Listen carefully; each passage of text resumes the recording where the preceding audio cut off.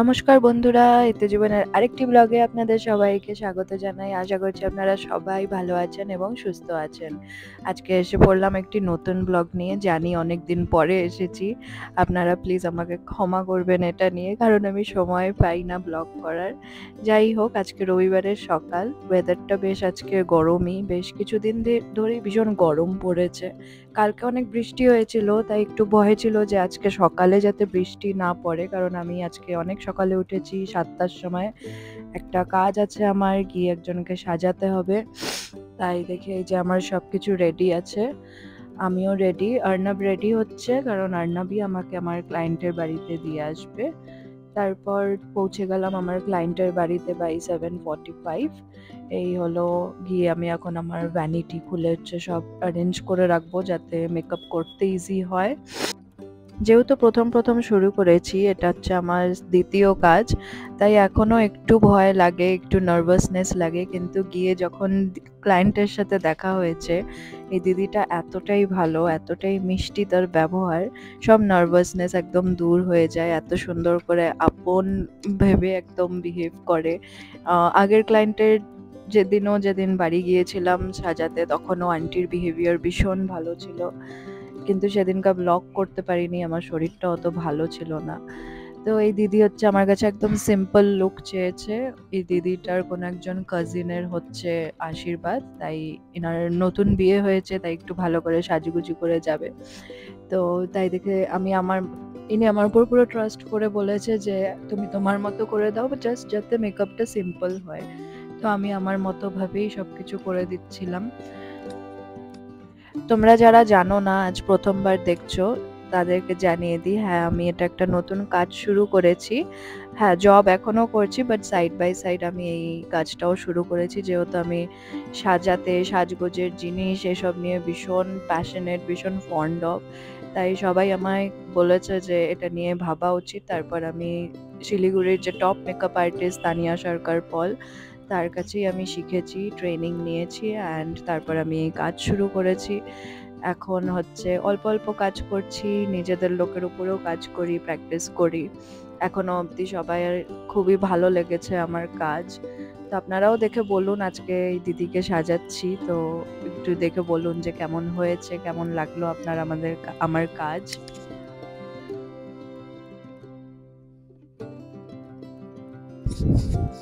এই হলো এই দিদিটার ফাইনাল লুক, সত্যি খুবই সুন্দর লাগছিল। আমি হচ্ছে চোখের সামনের থেকে যেটা দেখেছি ওটা দেখেই বলছি, আর এই দিদিরও ভীষণ পছন্দ হয়েছে। ইনফ্যাক্ট এই দিদির তারও খুব পছন্দ হয়েছে তার মেকওভার।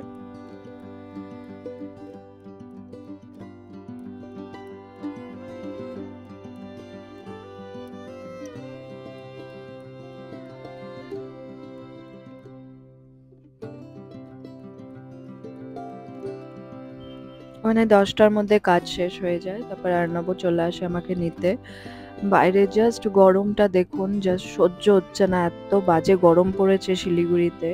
এদিকে আমাদের একটা জায়গায় ইনভিটেশনও আছে দুপুরবেলা। তারপর একটু রেস্ট করে স্নান দান করে রেডি হয়ে গেলাম, একটা ইনভিটেশনে যাব, একজনের আশীর্বাদ প্লাস এঙ্গেজমেন্ট আছে, ওখানে যাব। অর্ণব হচ্ছে ফ্যাক্টরি গিয়েছে, এখন আসবে অর্ণব, আমাকে বললো রেডি হয়ে যেতে।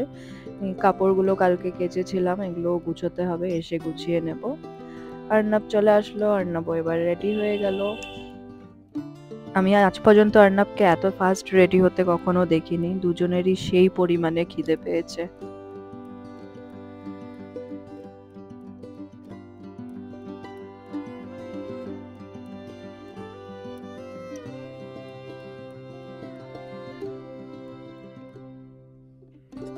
রোদের তাপটা এতটাই বাজে, প্রথমত তো গাড়ি একদম পুরো গরম হয়েছিল, অ্যান্ড বসেও মনে হচ্ছে যেখানে রোদ পড়ছে ওখানে গা পুড়ে যাচ্ছে স্কিনটা। তারপর পৌঁছে গেলাম ভেন্যুতে, খুবই সুন্দর ডেকোরেশন করা হয়েছে, আপনারা দেখতেই পারছেন, পুরো ফ্লোরাল রেখেছে থিমটা। তারপর ঢুকে গিয়েছি ভেতরে।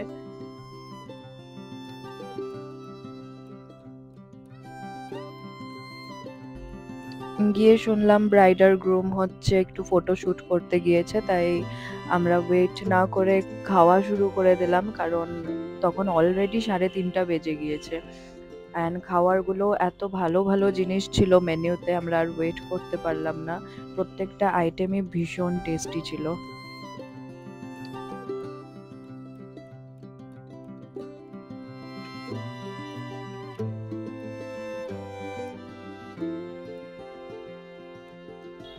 এই হলো এখানের ডেকোরেশন। এখানে অলরেডি ছেলে আর মেয়ে দুজনেরই আশীর্বাদ হয়ে গিয়েছে। আমরা যেহেতু অনেক লেট এসেছি কিছুতেই দেখতে পারিনি। এই যে এখানে সব তত্ত্বগুলো রাখা। যাই হোক, এখন আমরা রিং সেরিমনিটা দেখতে পারবো। তো গ্রুম আর ব্রাইড নাকি চেঞ্জ করতে গিয়েছে এখন, তো ওরাও তাড়াতাড়ি চলে আসবে। ততক্ষণে আমরা আমাদের লাঞ্চটা সেরে নিলাম।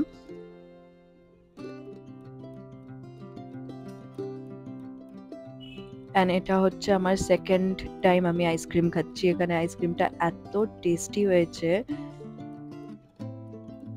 আবারও দেখা হয়ে গেল আমার ফেভারিট ছোটনদা ওয়েডিং কুইন্সের টিমের সাথে। তারপর এখানে হচ্ছে গ্রুমার ব্রাইডের এন্ট্রি ডিসকাশন চলছে, কিভাবে এন্ট্রি হবে। বাট বাইরে এত বীভৎস গরম, পুরোপুরি এন্ট্রি দেখার জন্য ওয়েট করতে পারলাম না। আমি হচ্ছে আবার হলে ফেরত চলে গেলাম। ফেরত যাওয়ার সময় অর্ণবকেই বললাম যে আমার একটা ফুল ফুটেজ নাও, যাতে আপনাদেরকে আমার পুরো শাড়ি আউটফিটটা দেখাতে পারি। এই যে এখানে গ্রুম আর ব্রাইডও চলে এসেছে, ভীষণ ভালো লাগছে।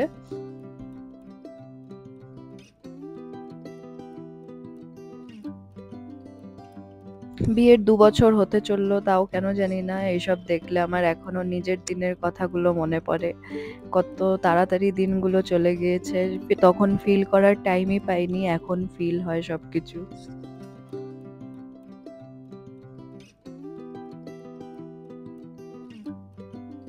ওখানে এত ধোঁয়া ধোঁয়া হয়ে গিয়েছিল যে মানে ব্রিদিং প্রবলেম হচ্ছিল। অনেকেই তখন বাইরে বেরিয়ে গেল, তারপর আমরাও চলে আসলাম বেরিয়ে। যদিও রিং সেরিমনি কমপ্লিট হয়ে গিয়েছে, অনেকেই বাড়ি চলে যাচ্ছিল।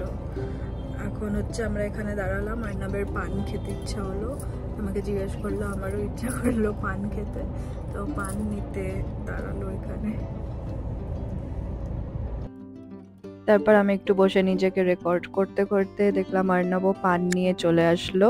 তারপর আমরা বাড়ি চলে গেলাম। ভীষণ গরম লাগছিল, শরীরটাও ভালো লাগছিল না গরমের জন্য। আজকের ব্লগটি এখানেই শেষ করছি। আশা করছি আপনাদের আমার আজকের এই ছোট্ট ব্লগটি দেখতে ভীষণ ভালো লাগলো। যদি ভালো লেগে থাকে নিশ্চয়ই লাইক, শেয়ার এবং সাবস্ক্রাইব করে দেবেন। অ্যান্ড আপনারাও কি গ্রিন চুড়ি পরেছেন?